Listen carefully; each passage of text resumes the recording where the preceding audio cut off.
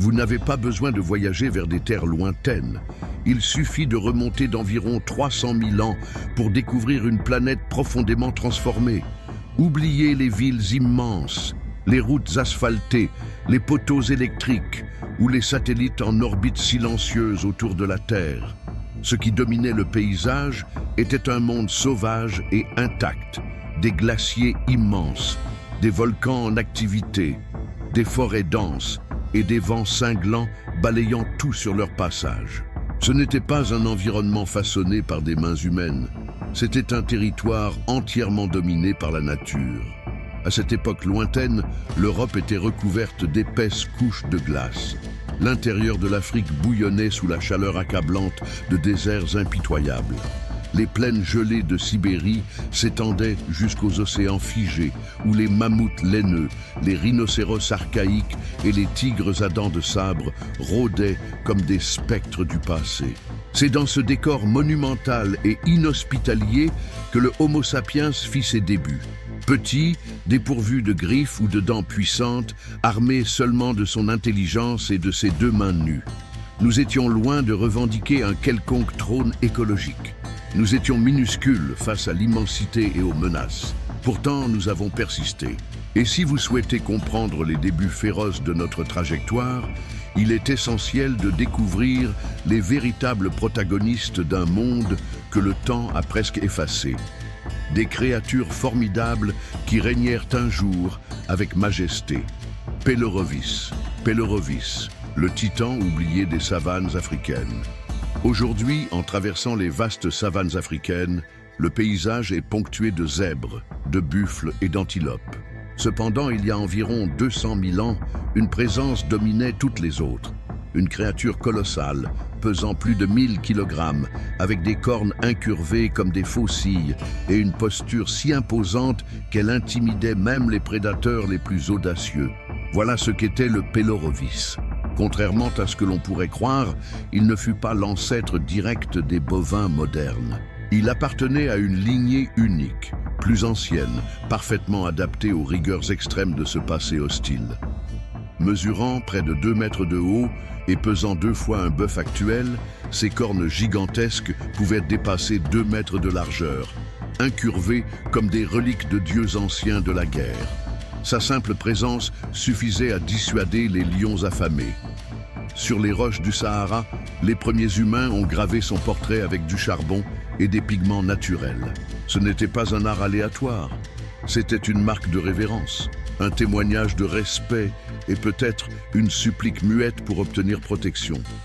Dans un monde où l'homme était vulnérable, le Pelorovis incarnait une force digne de crainte et d'admiration. Macrauchenia, la créature singulière d'Amérique du Sud. Imaginez un animal au corps de chameau, au cou long comme une girafe et au museau évoquant celui d'un jeune éléphant. Telle est la description presque fantasque de la Macrauchenia, l'un des êtres les plus caractéristiques de la faune préhistorique sud-américaine. Il n'appartenait ni au groupe des chevaux, ni à celui des chameaux ou des éléphants. Il descendait d'une lignée évolutive isolée, les Lithopternes, ayant suivi leur propre chemin au fil des âges, prisonniers d'un continent séparé du reste du monde. Son long nez, situé au centre du visage, n'était pas qu'un trait esthétique, c'était une adaptation multifonctionnelle. Il permettait de détecter les prédateurs, de réguler la température corporelle et servait peut-être à chercher de la nourriture dans des environnements aquatiques. Pendant longtemps, les paléontologues ont débattu de ses origines. Ce n'est qu'en 2017, grâce à l'analyse génétique de fossiles patagoniens, qu'il a été établi que ses plus proches parents étaient, étonnamment, les chevaux modernes. Malgré toutes ces adaptations, la Macrauchenia n'a pas résisté au prédateur le plus ingénieux de la Terre, le Homo sapiens. Lorsque les humains ont atteint l'Amérique du Sud, son extinction est devenue inévitable.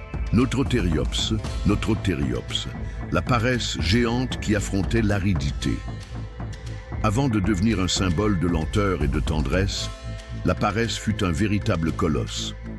Notrotériops, la version terrestre et géante de ces animaux, mesurait plus de 2 mètres de hauteur et peuplait les déserts aujourd'hui connus sous les noms d'Arizona et du Nevada.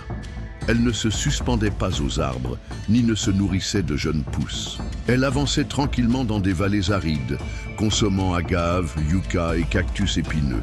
Ce régime alimentaire a été confirmé par des découvertes remarquables.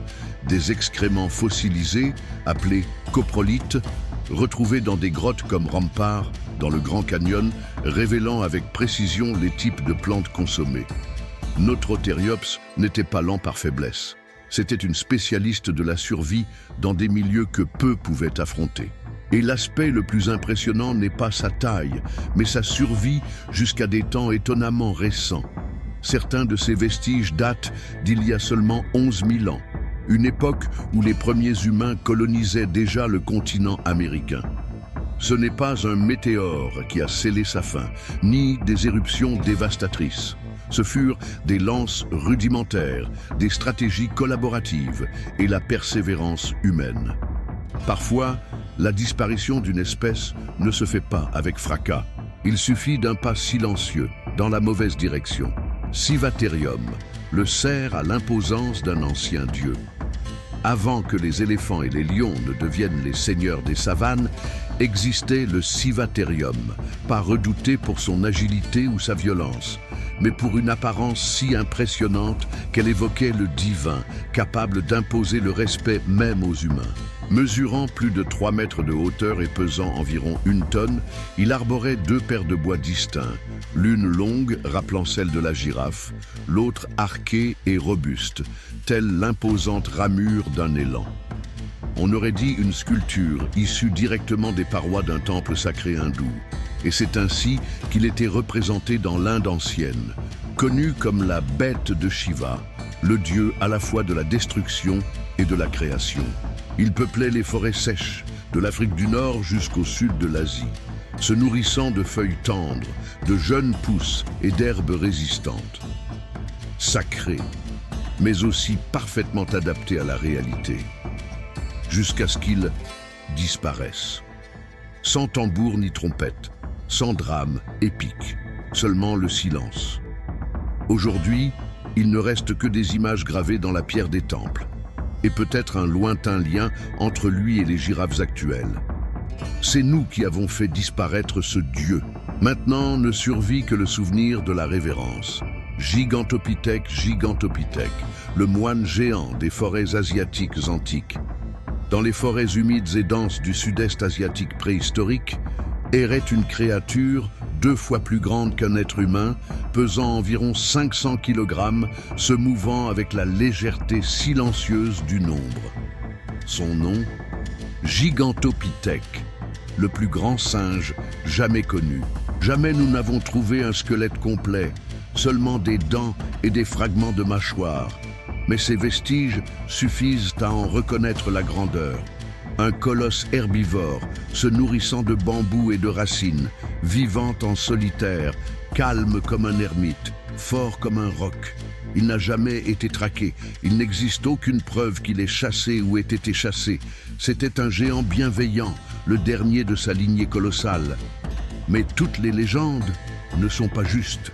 On l'a surnommé Yeti, Bigfoot, figures entourées de peur, car le silence en taille géante nous trouble. Quand les forêts ont diminué et que Homo erectus s'est répandu, le Gigantopithèque n'a tout simplement pas supporté. Il s'est éteint peu à peu, sans cri, sans sang, dans le même silence avec lequel il avait vécu, loin des guerres, loin de la domination. Unde Vorumbetitan, Vorumbetitan, le colosse pacifique de Madagascar. Avant même les autruches, avant l'arrivée de l'humain sur l'île, le Vorumbetitan était le véritable emblème vivant de Madagascar. Avec plus de 3 mètres de hauteur et pesant près d'1 tonne, ce fut la plus grande des oiseaux ayant jamais foulé la terre. Il ne s'envola jamais et n'avait nul besoin de griffes ou de crocs acérés. Son corps entier était sa défense. Les pattes solides comme des piliers soutenaient sa masse massive. Il avait une petite tête, un cou épais. Chaque pas résonnait au sol comme un tambour lointain. Aucun prédateur n'osait s'aventurer. Aucun n'avait taille ou force suffisante. Le vorombe ne chassait personne. Il survivait grâce aux fruits, aux graines dures et aux feuilles. C'était un géant végétarien, avançant dans les plaines avec la sérénité d'un dieu terrestre. Mais alors, les humains arrivèrent, et bien qu'ils fussent plus petits, ils apportèrent le feu, les pièges et surtout la faim. En quelques siècles, l'oiseau disparut, non parce qu'il était faible, mais parce qu'il n'a pas reconnu la menace la plus dangereuse, un être pensant et ayant un estomac à remplir. Homotherium homotherium, le chasseur félin de portée mondiale. Quand on évoque les tigres à dents de sabre, l'image commune est celle du smilodon, un chasseur solitaire aux longues canines, pareilles à des poignards. Mais le smilodon agissait seul.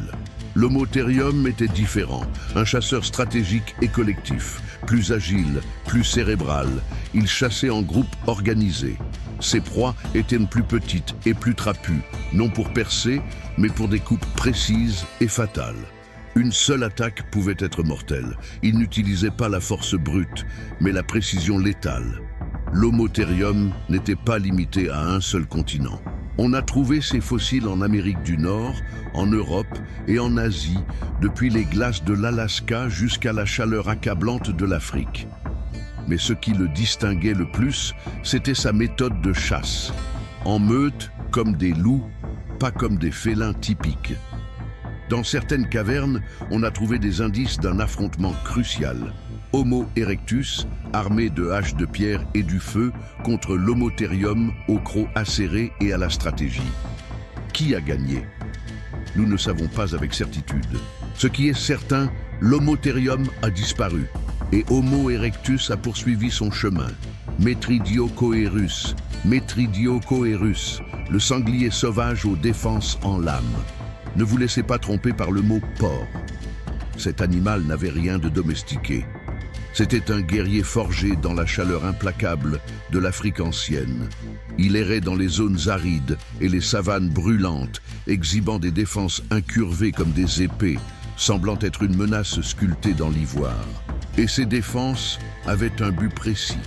Elles étaient façonnées pour lacérer la chair, percer et repousser toute menace.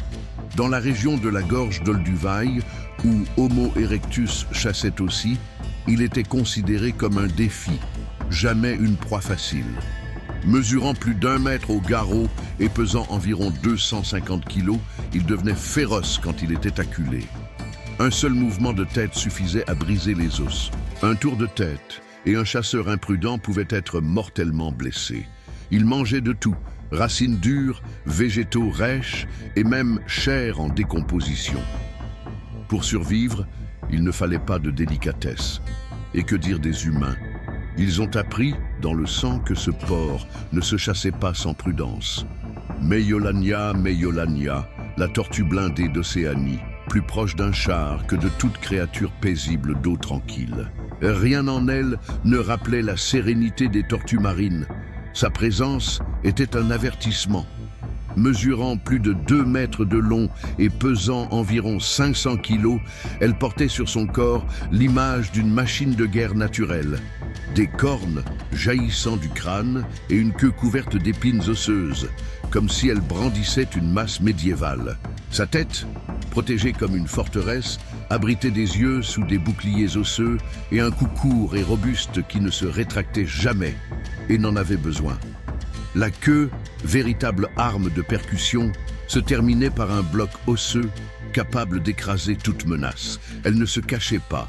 Elle restait fière sur les îles isolées de Lord Howe et de Nouvelle-Calédonie. Meiolania régna souveraine pendant des ères innombrables, sans prédateurs, sans pression évolutive, jusqu'à ce que l'Homo sapiens arrive. L'être humain apporta des chiens, le feu et une faim insatiable. Meiolania n'était pas conçue pour affronter des adversaires si habiles et destructeurs. Elle fut abattue avec facilité, lente, confinée au sol et confiante en son isolement géographique. En quelques siècles, elle disparut, non pas par faiblesse, mais parce qu'elle n'avait jamais affronté un ennemi doué d'une telle ruse et d'une telle capacité de destruction. L'un des mégalocéros, le cerf colossal dont les bois évoquaient des arbres de l'ère glaciaire. Ses ramures, s'étendant jusqu'à 3,6 mètres, flottaient comme d'antiques bras dans les brumes du temps. Mégalocéros giganteus était plus qu'un cerf de proportions titanesques. C'était un monument vivant de l'ère glaciaire, atteignant 2,2 mètres de hauteur au garrot et pesant environ 500 kilos. Il n'avait ni la brutalité d'un rhinocéros, ni ne chassait comme les prédateurs féroces. Son alimentation était tendre, jeunes feuilles et végétation délicate. Sa majesté naissait de sa présence sereine, non de la violence. Sur les parois des grottes de Lascaux et Chauvet, il fut représenté avec des bois immenses, presque sacrés.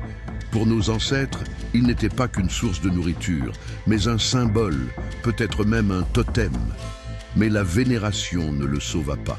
Il fut chassé pour sa viande, sa peau et le prestige qu'il apportait. Pourtant, son extinction eut d'autres causes. Avec le réchauffement climatique, les forêts denses remplacèrent les plaines ouvertes. Ces énormes bois, jadis symboles de puissance, devinrent des entraves. Trop lourds pour les nouveaux chemins boisés, incompatibles avec un monde plus étroit. Quand la glace se retira, le géant à ramures disparut, ne laissant que sa mémoire dans les brumes du passé humain. L'aurochs primitif. L'aurochs, bête ancestrale, gravée dans les roches de la préhistoire. Avant les premières vaches, avant les bœufs domestiqués et les champs cultivés, existait l'aurochs, Bos primigenius, colosse noir des prairies de la vieille Europe, pesant plus d'une tonne et atteignant près de 2 mètres de hauteur, ses cornes courbes et menaçantes semblaient des avertissements sculptés par la nature.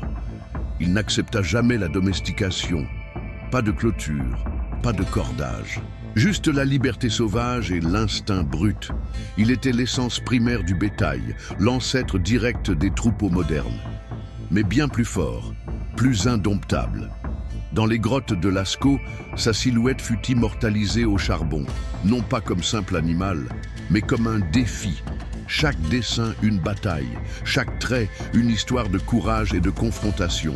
Tuer un auroch n'était pas seulement se nourrir, c'était accomplir un exploit, une victoire narrée autour des feux de camp.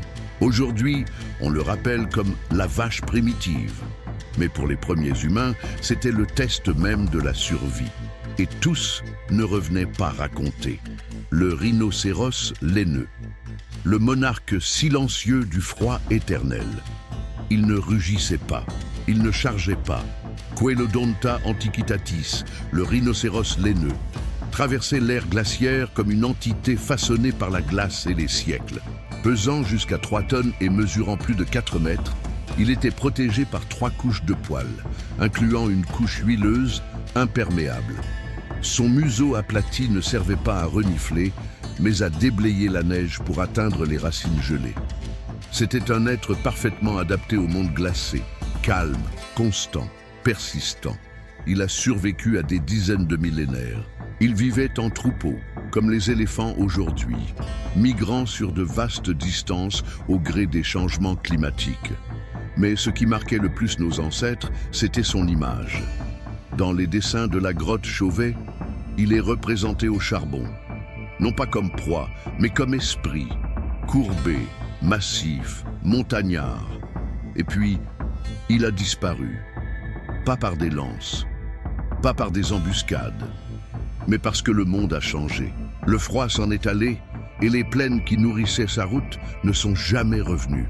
Panthera leo fossilis, le roi oublié des aires profondes. Bien avant que le lion africain ne domine les savanes, exista un ancêtre encore plus imposant, plus puissant, plus énigmatique. Panthera leo fossilis, le précurseur des lions, régna sur le continent européen il y a plus de 600 000 ans. Avec près d'1,50 m de hauteur et plus de 3,50 m de la tête à la queue, il était plus grand que tout lion moderne. Mais son règne était silencieux. Il ne rugissait pas. Il ne vivait pas en troupeau. Son aura était discrète. Un prédateur solitaire, agile et létal. Il chassait les jeunes mammouths, les cervidés géants et le bétail sauvage ancestral avec une précision mortelle. Un bond, un coup assuré. Fin. Sur ces mêmes terres, Homo heidelbergensis arpentait aussi. Peut-être était-il ennemi, ou peut-être partageait-il la même crainte. Dans les cavernes, il a peut-être été dessiné, comme un souvenir majestueux parlant par l'image, sans le son. Panthera leofossilis a disparu, non pas vaincu, mais éteint dans le silence, laissant la place à ses héritiers qui rugissent aujourd'hui sous le soleil africain. Elephas antiquus, le titan de la forêt primitive. Avant que les éléphants asiatiques n'occupent les jungles et que les Africains ne marchent dans la savane, l'Europe abritait un ancien colosse, Elephas antiquus. Presque 4 mètres de haut, jusqu'à 13 tonnes de puissance brute, il arpentait les forêts humides et chaudes du sud de l'Europe jusqu'au Caucase. Ce n'était pas un guerrier, mais un noble du monde végétal. Autour de ces ossements, les archéologues ont trouvé plus que des restes de chasse. Ils ont trouvé des signes de respect, des fossiles soigneusement disposés, des cendres disposées autour, un sol compacté comme dans des rituels. Ce n'étaient pas de simples abattages, peut-être des hommages. Pour Homo heidelbergensis, Elephas antiquus pouvait être plus qu'une proie, peut-être une divinité vivante, un esprit de la forêt, la représentation d'un univers supérieur à l'humain. Et quand il disparut, ce ne fut pas seulement une espèce perdue, ce fut la chute d'une mémoire, la fin d'une ère où l'humain s'agenouillait encore devant la nature sauvage. Les humains, les sans noms. Avant les pays, avant les mots écrits, avant même les premières histoires racontées, nous n'étions que nous, pas des rois, ni des héros de légende, juste des créatures fragiles, vivant à l'ombre de titans disparus et de chasseurs invisibles. Homo sapiens, façonnés par la peur, soutenus par la mémoire.